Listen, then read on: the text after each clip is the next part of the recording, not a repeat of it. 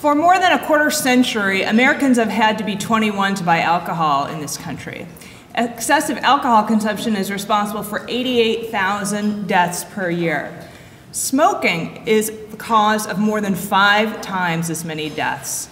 Yet we allow teens to purchase tobacco from age 18. This is an inequity in the law that makes no sense, and it's time to end it. My critical opportunity is to raise the legal purchase age for tobacco to 21. And in support of the idea, consider these basic facts. By the time they're seniors, more than a quarter of American high school students are smokers. 80% of those who go on to be regular adult smokers begin before the age of 20. 90% of adult smokers say that if they had it to do over again, they would never have started. And if we can cut tobacco use among minors by a further 50%, we have an opportunity to prevent 3 million premature deaths. Finally and compellingly, 90% of the people who buy cigarettes for minors are under the age of 21. So the opportunity is to eliminate the ability of these young adults, ages 18 to 21, to buy tobacco products for other high school students. This law should apply to both tobacco products and e-cigarettes. And what I'm suggesting is that it be done with state and local experimentation at this time. It is appealing because it is legally very straightforward. The federal FDA regulations set the minimum sales age for tobacco products at 18, but allow states and localities to adopt more restrictive regulations if they so choose. All states and most localities could do so. Some localities would be prevented by their own doctrines of state preemption and limitations in their home rule authority. This idea is new, but it's taking off. Last year, we saw New York City adopt this policy, 7 towns in Massachusetts, as of last night, I'm told it may be 8, a county in Hawaii, and state legislation introduced in 3 states. So it's an idea that is catching on among our local and state innovators. Because it's new, the evidence base is modest, but let me try to make the case here. First, consider some very provocative early data from Needham, Massachusetts, a town right down the road from where I live.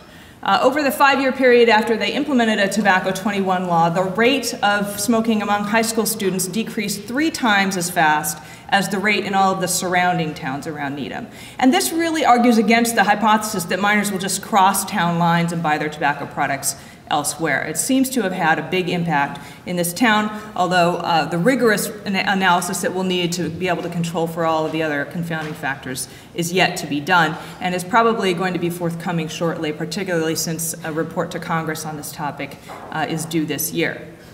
As further evidence, consider the analog of the national minimum drinking age, which was nationalized around 1984. That law has withstood the test of time against the same kinds of arguments as you're probably thinking about that people might raise against Tobacco 21. There is very solid scientific research, really a scientific consensus supporting the effect of the national minimum drinking age in reducing youth alcohol consumption, drunk driving, and fatal crashes among youth.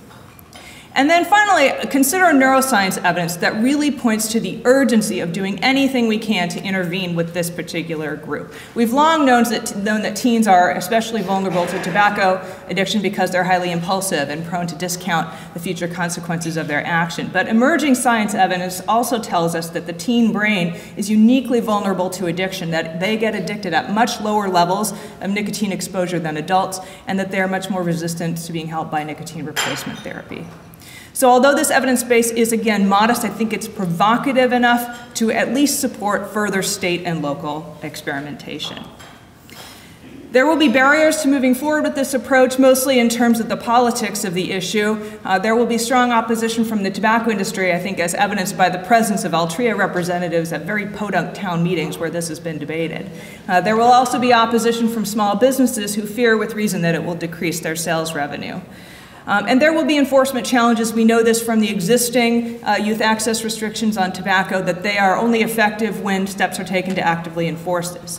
But I think there are facilitators to making this a very feasible idea. It's just an incremental extension of something we agree on anyway, that children should not be able to buy tobacco.